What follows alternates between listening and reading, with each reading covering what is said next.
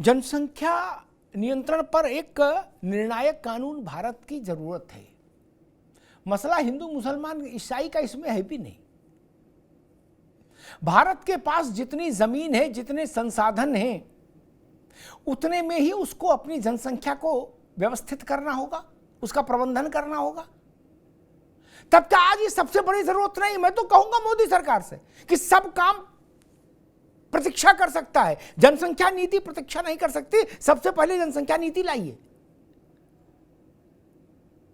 2 से अधिक बच्चे एक दंपत्ति के देश नहीं स्वीकार कर पाएगा। अब वो संसाधनों की स्थिति वैसी नहीं।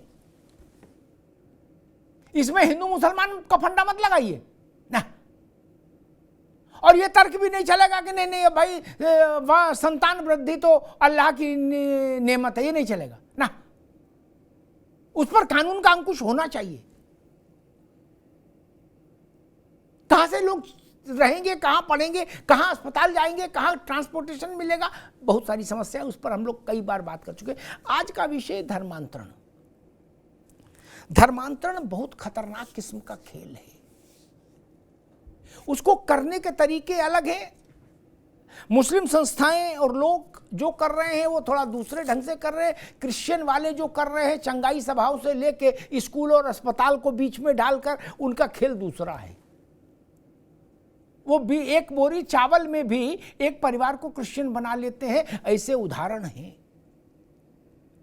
मुझे याद है योगी आदित्यनाथ जी के गुरु महंत अवैधनाथ मीनाक्षीपुरम में जब धर्मांतरण हुआ था और बवाल पूरे देश भर में मचा था, तो उन्होंने लीड किया था धर्मांतरण के खिलाफ आंदोलन को, महंत अवैधनाथ ने। ये धर्मांतरण की समस्या विचित्र है। केरल का पूरा तस्वीर बदल गई। जिसको हम भगवान की अपनी भूमि कहते थे, देवता की अपनी भूमि, गॉड्स ओन लैंड, केरला, आज वहां केरल की क्या स्थिति हो गई। एक फिल्म आई थी केरला स्टोरी, बड़ा बवाल मचा था। कैसे हो गई ऐसी स्थिति। नागालैंड की स्थिति, मिजोरम की स्थिति और उत्तर प्रदेश और बिहार जैसे राज्यों में बहुत सारे स्थानों की स्थिति। हर समय वहां धुक धुक मची रहती है, पता नहीं क्या हो। इसलिए मैं कहता हूं इतिहास उठाकर देखिए। जहां जहां जनसंख्या का धार्मिक आधार पर असंतुलन हुआ है ड्रास्टिकली, वहां वहां कानून व्यवस्था की समस्याएं आई हैं, वहां वहां राष्ट्रीय सुरक्षा के लिए संकट पैदा हुआ है, चुनौतियां पैदा हुई हैं। किसी के कह देने से बात नहीं बनेगी ना कि हिंदू हिंसक है। इतिहास को आप घोर के पी जाएंगे क्या। इतिहास से बड़ा दृष्टा कौन है, इतिहास से बड़ा वक्ता कौन है। इतिहास उठाकर देखिए ना।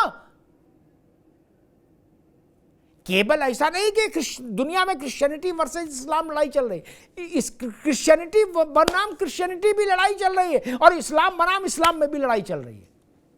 वहां तीसरे दूसरे धर्म का कोई लेना देना नहीं, वो आपस में ही एक दूसरे पर रॉकेट लॉन्चर छोड़ रहे हैं।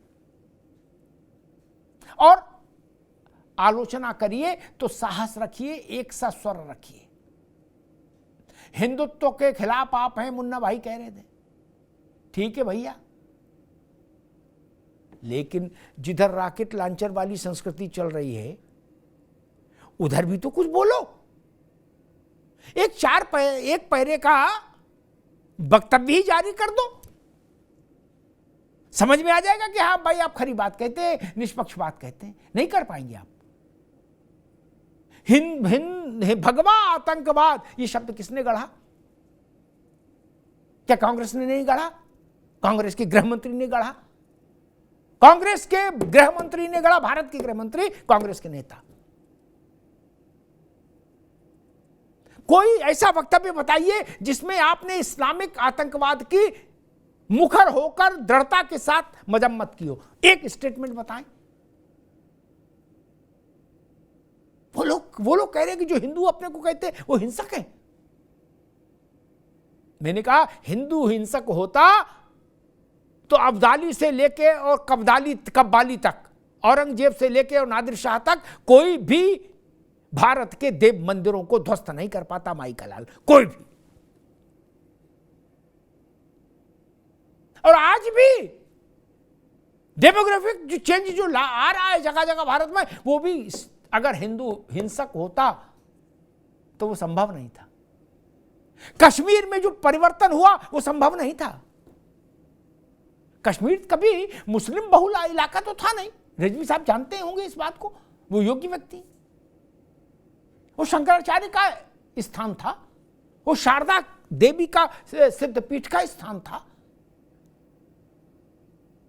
ये कैसे हो गया कि कुछ दशकों में कश्मीर की तस्वीर ही बदल गई? कश्मीर मतलब एक ही पिक्चर निकल के आती है। मुन्ना खान साहब ने कहा कि चंदे से पैसे से मदरसा चलता है। मैं उस विवाद में नहीं पड़ता किससे चलता है। जब उनके यहाँ जांच हुई तो मदरसा चलाने वालों से पूछा गया कि इसका फंड कहाँ से आता है। जो नहीं बता पाए वो बंद कर दिए गए। उनको बताना चाहिए था चंदे से होता है और चंदे का रिकॉर्ड रखना चाहिए था, नहीं। और एक व्यवहारिक बात कह दूं, मेरी निगाह जाती है। एक तरफ कहा यह जाता है कि मुसलमानों में सर्वाधिक गरीबी है, फिर वो लोग इन अनगिनत मदरसों को फंड कैसे कर पा रहे हैं? वो लोग जो खुद विपन्न है वो किसी दूसरे प्रकल्प को कैसे फंड कर देगा और कितना फंड कर देगा? रिजवी साहब जो साइकिल में पंचर जोड़ने का काम कर रहा है, या कहीं अंडे की ठेली है, कहीं सब्जी है, कहीं फल बेच रहा है व्यक्ति, वो कितना फंड दे देगा? मसला पेट्रो डॉलर का है। ये रज्जाक और सुलेमान के चंदे से नहीं चल रहे ना मदरसे, और अगर चल रहे थे तो प्रमाण पेश कर देना चाहिए था। मैं एक बात कहूंगा कि हाई कोर्ट ने जो बात कही वो अलार्मिंग है, और मोदी सरकार को चाहिए कि एक राष्ट्रीय कानून बनाए इस पर। धर्मांतरण देश की सुरक्षा से जुड़ा विषय है, ये जान लीजिए। धर्मांतरण की गति नहीं रुकेगी तो देश की सुरक्षा को पग पग पर संकट होगा, पग पग पर संकट होगा। जनसंख्या का धार्मिक आधार पर असंतुलन होगा तो राष्ट्रीय सुरक्षा कंप्रोमाइज होगी, राष्ट्रीय सुरक्षा को नुकसान होगा। उदाहरण है हमारे साथ सामने, दीवार पर लिखे सत्य को कैसे नकार देंगे? हाई कोर्ट ने एक अवसर दिया है। राज्यों में अलग अलग कानून हैं, लेकिन मैं चाहता हूं एक केंद्रीय कानून हो, भारत की संसद से पास हो, और इतना सख्त कानून हो। कहा गया कि बरगला लेते हैं लोग। भाई साहब ये क्या, आप कह रहे हो अमेरिका भी हमको बरगला लेता है और फिर कह रहे दूसरे भी बरगला लेते। ये बरगलाने का मसला नहीं है, ये वेल निटेड सोची समझी रणनीति है। वरना इतना दिमाग किसने लगाया कि जो बच्चों का ऑनलाइन गेम है इसमें भी एक मौलाना बैठाल दिए, मुफ्ती बैठाल दिए, बोले गुरु तुम इनका ब्रेन वॉश करते रहो बच्चों का, जो खेल के बहाने आए। इसके पीछे कोई तो पूरा एक नेक्सस है। अपने धर्म की प्रचार के लिए स्वतंत्रता है। संविधान का अनुच्छेद 25 सबको ये प्रोटेक्शन देता है, लेकिन आपके धर्म के प्रचार का मतलब ये नहीं कि आप दूसरे धर्म के लोगों को भय और लालच के जरिए अपने धर्म में शामिल कराएं।